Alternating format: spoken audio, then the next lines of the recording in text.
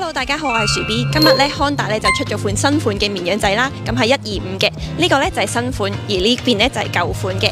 咁呢架新款嘅車咧，外形就好似跑車咁啦。咁其實澳門揸咧都好方便，因為好細架，同埋好輕便啊。啱啱我試咗，其他車嘅細節就留翻俾 Moto One 嘅朋友介紹啦。Honda 新款嘅綿羊仔 NS125RX 響4月先正式推出。澳門 Honda 就火速引入咗 ABS 版，分別有銀、灰、黑、紅4隻色。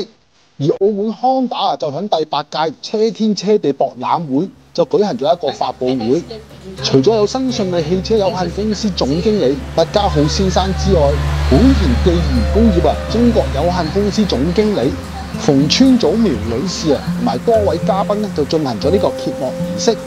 佢哋亦都請咗靚女司儀介紹新車，仲有請埋 MYSDA Coworkers 表演街舞，非常之精彩嘅。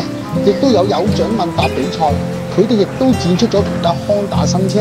咁呢啲花絮就等陣再同大家報道。除咗新款之外右手邊嗰部就係舊款 RX125。咁就算依家望落去都唔會過時嘅。雖然新舊款都係用咗一個跑車外觀設計啦，但係新款個車頭設計相對係簡約少少，但係反而望上去似一架跑車多啲。仲有新款亦都係比舊款就輕咗少少嘅，馬力亦都係多咗少少，加速嘅反應亦都係好啲，亦都係慳油啲。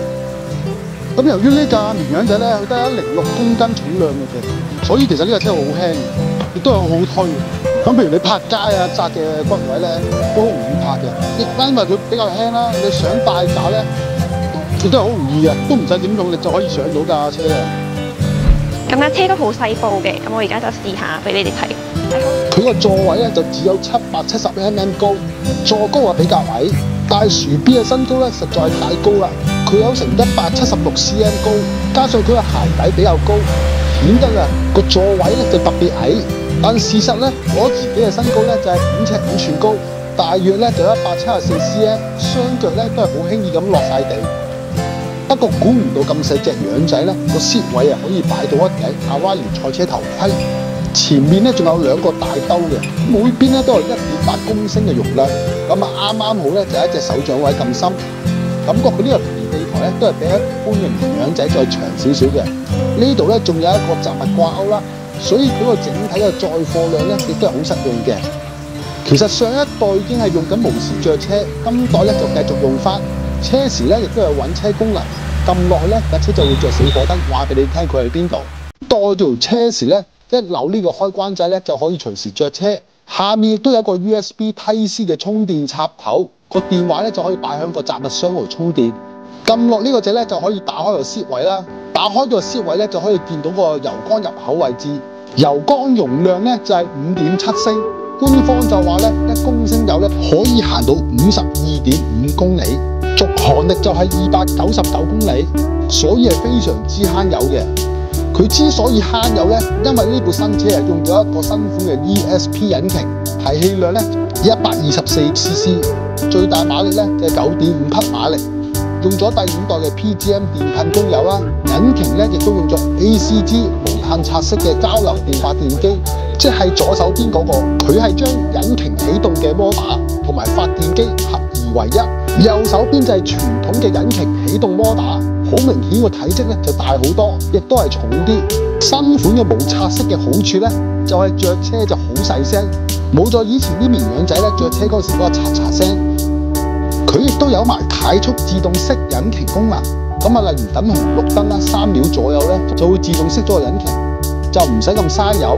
咁如果你唔習慣熄咗引擎嗰個冇嗰個震盪嗰個感覺其實可以撳翻呢粒掣就熄咗呢個熄火功能，但係就會嘥油好多。如果大家都熟悉 Honda PCX， 應該對呢款以慳油見稱嘅引擎都唔會陌生。新款同舊款都係用圓形 LED 液晶儀表，但係新款就用咗藍色背景嘅儀表，車速個數字就好大個，好容易睇。亦都顯示埋油量、時間呢啲基本資訊。呢一代亦都有死火燈功能，突發情況停埋一邊就安全啲。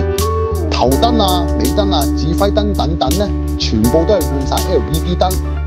前面就用12寸，後邊就用咗10寸輪框，咁佢呢種設定咧，響高速嘅行駛穩定性啦，同埋橫街窄巷轉彎嗰個靈活度之間咧，就拎翻個平衡。廠方亦都強調啊，新車用咗更高級勒氙兩遮鮑魚，配翻個較大直徑嘅220mm 剎車碟，加強翻前剎車嘅效能。後面就係用鼓剎。咁無論係個輪框啦、剎車鮑魚同埋單筒尾避震啊，都係用過紅色，咁啊營造翻嗰個跑車味道。前臂力桿咧有一個比較傳統類似 handbrake 嘅裝置，咁你撳咗落去之後咧，扣實佢咧，咁斜路泊車啊就唔會留後或者留前嘅，咁啊用起嚟係好方便。呢架綿羊咧亦都有側架，亦都有大架。舊款嘅美乘客腳踏咧係一個好細個平地台，踩落去就冇咁舒服。咁新款咧就用翻一個摺疊式腳踏桿，俾乘客坐喺度咧都會安心啲。My dear old friends, family, it's time to say goodbye.